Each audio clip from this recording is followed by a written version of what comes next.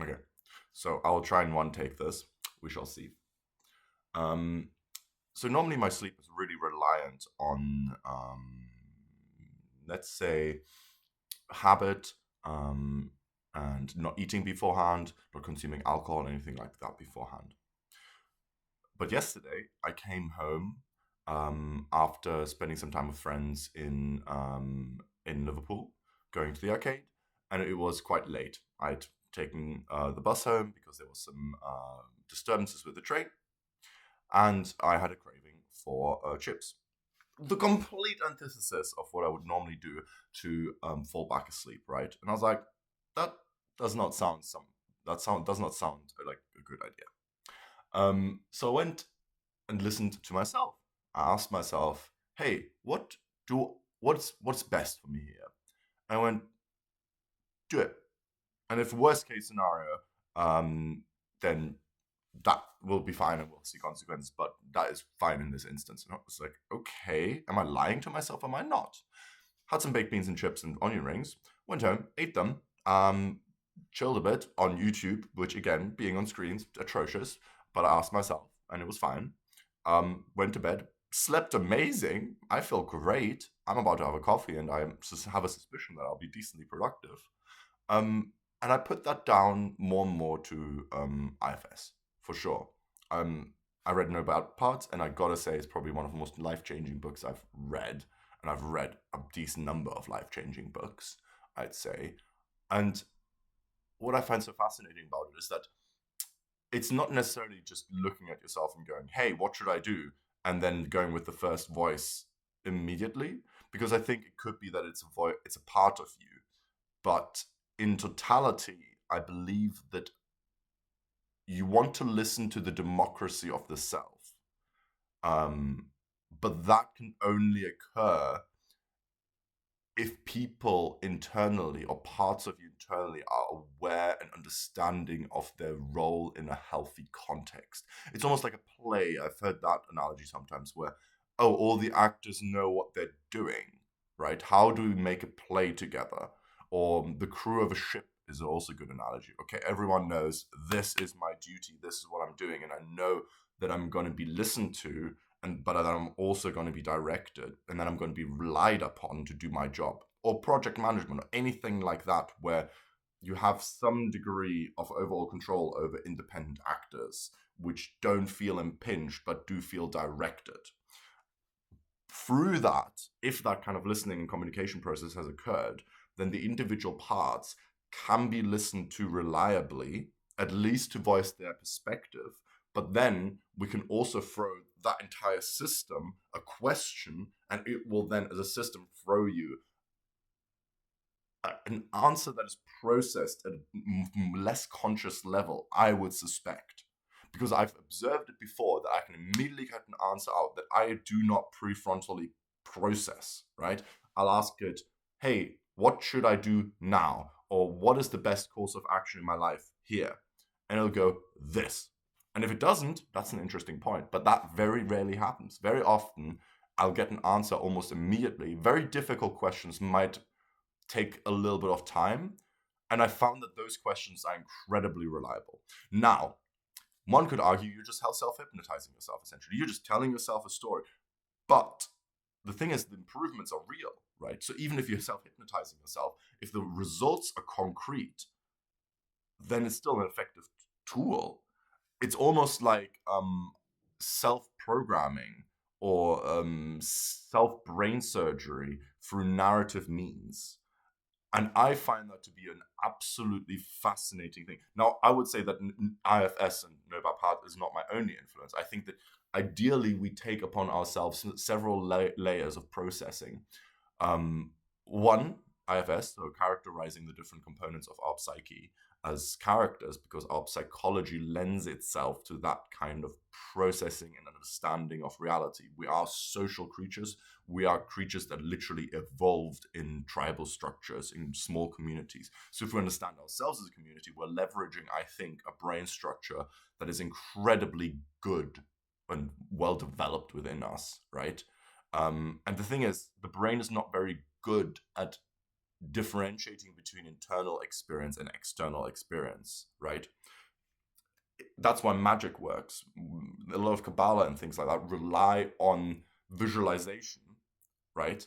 And then you go from there. The same as if you, let's say, the ski jumping experiment, they visualize ski jumping just repeatedly, and the benefit they gain from that versus training physically, something like 80% or something like that, which is, again, your brain cannot differentiate easily and perfectly. At least it cannot perfectly differentiate, if not very badly, between reality and visualize in the internal experience.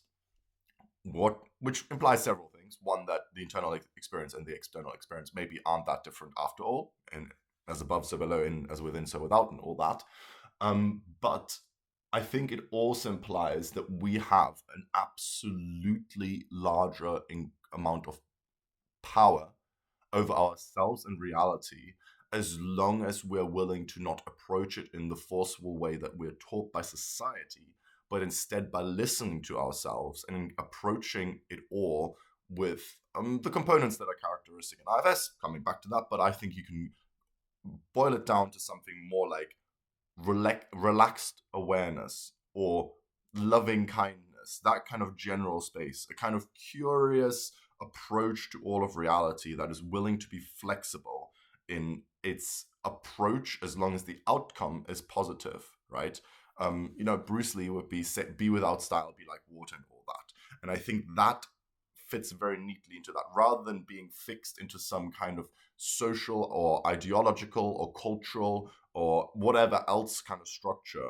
Approach the problem or the situation or the direction that you're questioning in a fluid manner, whatever is best depending on the context, right? And that context can include ideologies and ideas and mimetic structures if you're into that kind of thing. But I think that if you get stuck within them, will be harming yourself, because you're relying on the map. It's like, let's say you're trying to navigate through the mountains, right? If you just have a map and you never look up from the map, you're not smart, you're an idiot, right? You have to look up from the map, look around and go, okay, that peak's over there. Okay, and I've been walking this far, but maybe it's that peak. And you've been thinking wrong, right? You need to take all the context into the space. And if you are stuck in an ideology or your emotions, which again will tie back to not being able to listen to your wider self, because if specific parts of you are not listened to, they will try and draw your attention. It's like you're sitting in a cockpit and a dial goes into the red, and that dial becomes everything you're seeing, right? Because it's beeping loudly at you, it's flashing. So you're just concerned with the dial, and you forget about everything else in a cockpit that looks like, well, a cockpit. It's full of fucking shit. You need to sit back and analyze the situation at every point. Don't be focused on one input. Be aware of the input and all of its context, and operate from that. Operate as a democracy, not as a part of it. Don't let individuals take over. And this is interesting in terms of ecology as well, because it implies that we have an internal forest or an internal ecology. If you look at your gut microbiome, it's unhealthy if there's what I forgot the word, something like blah blah blah.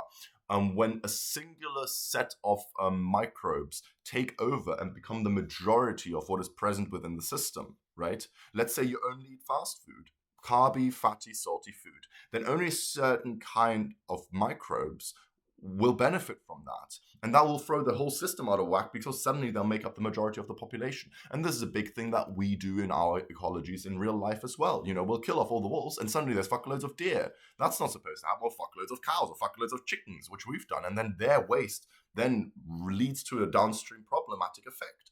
And this is the same, I think, internally. Maybe not in the exact same way, but I think analogies can be drawn, right? If we only listen to our anger and our fear, that's not balance, right? If you only listen to your anxiety or your courage, you know what I mean?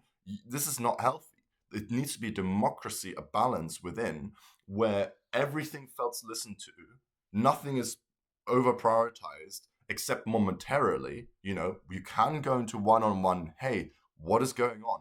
Are you okay? What do you need from me? What would you prefer things to be different? What are you afraid of? Like, questions that you would ask a person about a situation if you are wise and not just trying to fix the situation. I'm talking to you men. Don't try and fix the situation. Look at what's needed and then operate based on that. Is support needed? Is it just like you just need to be listened to and be checked into? Like an inner child will often just need checking into. Are you okay? Are you feeling loved? And then it'll be, oh, thanks for checking in. I appreciate that. I feel a lot better. I was just scared and I needed someone to be there, right? Versus, I need this from you. Cool. I'll go do that to the best of my ability. I will try and hold that in respect, right? So be all of yourself. Don't be any shoulds, I think.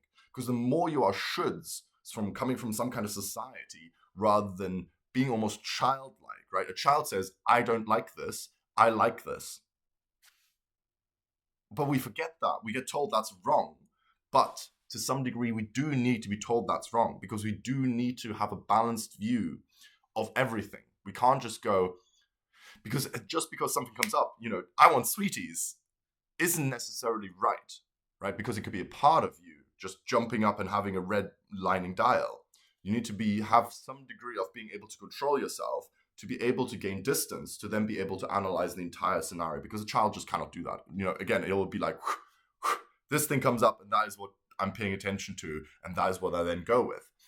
But sit back, relax, enjoy the view for sure, and feel everything fully. Don't disassociate. I'm not putting this out as advocation for disassociation. Do not distance yourself from it. Disassociation typically happens when you don't listen to yourself and you put yourself in situations which you're not comfortable with, or you're forced into them, of course. And then from that, your body gains your totality gains psychological distance when it's not able to gain physical distance, right? Oftentimes, that's simply what is needed. You need to gain distance from the situation because it's not okay. So, listen to all of yourself. I think that is the takeaway. And even in things like, all this healthcare shit in terms of, like Brian Johnson or all of that long line of self-improvement gurus, yes, these things have value. There's scientific evidence. There's lessons to be taken away. But I think even above that is, as long as the system has been trained, listen to yourself. What, do you need chips tonight? Late at night? Most nights should probably not be that, I reckon. But my sleep is atrocious, and it worked. Of course, that's an anecdote, so it might be entirely worthless, but I feel great. Make of that what you will. I'm going to go work now and have a lovely coffee, and I will try and either edit this or I will just post it. We shall see. Peace, all the love.